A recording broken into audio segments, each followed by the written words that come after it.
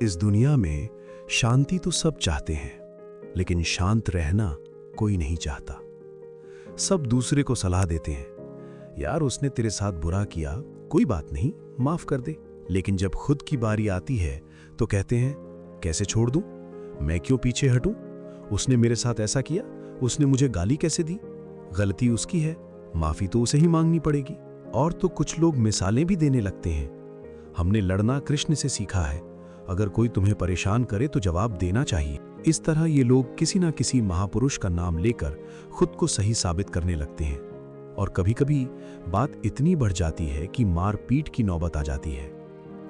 लेकिन ये लोग भूल जाते हैं कि जिस कृष्ण ने महाभारत में युद्ध से भागने से रोका था, उसी कृष्ण ने उस युद्ध को रोकने के लिए कितने प्रयास किए थे। उन्होंने कौरवों से यहां तक कहा था कि पांडवों को सिर्फ 5 गांव दे दो, मैं उन्हें मना लूंगा। इसी कृष्ण ने 99 गालियां सहन की थी, तब जाकर शिशुपाल का वध किया था। राम ने भी रावण को एक मौका दिया था ताकि युद्ध टल सके, जबकि इनके पास इतना सामर्थ्य था कि वे अकेले ही पूरा युद्ध खत्म कर सकते थे। लेकिन आज के युवा या पहले के भी कई लोग, खास तौर पर वे जो हमेशा लड़ने का बहाना ढूंढते रहते हैं, उनमें न तो इतना सामर्थ्य होता है कि वो अकेले लड़ सके, लेकिन फिर भी सिर्फ अपने ईगो के कारण लड़ने के लिए तैयार हो जाते हैं।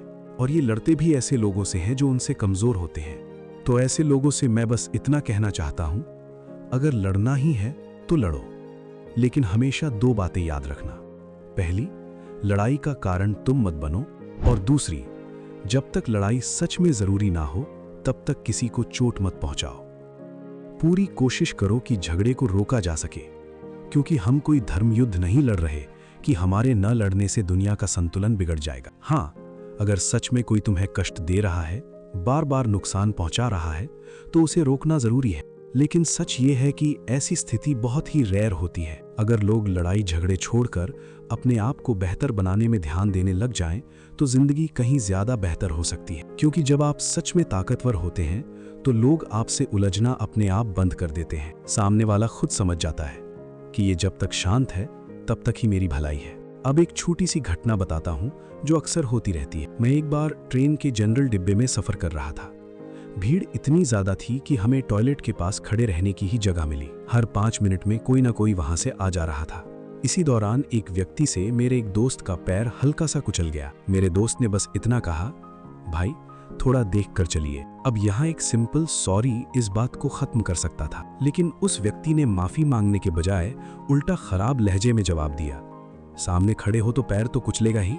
गलती उसकी थी, लेकिन मेरे दोस्त भी इसे इग्नोर कर सकता था, क्योंकि भीड़ में ऐसा होना आम बात है। लेकिन बात ईगो पर आ गई और देखते ही देखते मामला गाली गलौज तक पहुंच गया। अगर उस समय शांत नहीं कराया जाता तो मारपीट की नौबत आ सकती थी, और जब मारपीट शुरू होती तो मजबूरी में हमें भी उसमें कूदना पड़ता, क्योंकि अपने दोस्त को कोई मार कर चला जाए ये हम कैसे देख सकते थे। और अगर लड़ाई आगे बढ़ती तो आप समझ ही सकते हैं कि उसका अंजाम क्या हो सकता था। इसलिए अपने पास ताकत जरूर रखो, लेकिन उसका इस्तेमाल ऐसे फालतू के ईगो में मत करो, क्योंकि इससे आपको सिर्फ अशांति मिलेगी, और उस अशांति से हमेशा दुख ही जन्म लेता है। अगर सामने वाला आपके बारे में गलत बातें कर रहा है, कुछ उल्टा सीधा बोल रहा है, तो उसे बोलने दो, इससे आपका कुछ नहीं बिगड़ने वाला, जब तक आप उसके साथ उलझते नहीं हो। जैसे ही आप उलझे, वहीं से मामला बिगड़ जाता है, क्योंकि वो व्यक्ति तो खुद ही ऐसी हरकत करके अपना नुकसान कर रहा है। पहला, अपना कीमती समय बर्बाद कर रहा है,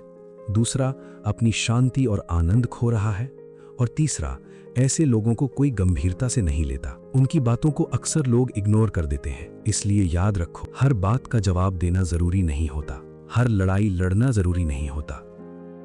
कभी कभी शांत रह जाना ही सबसे बड़ी जीत होती है।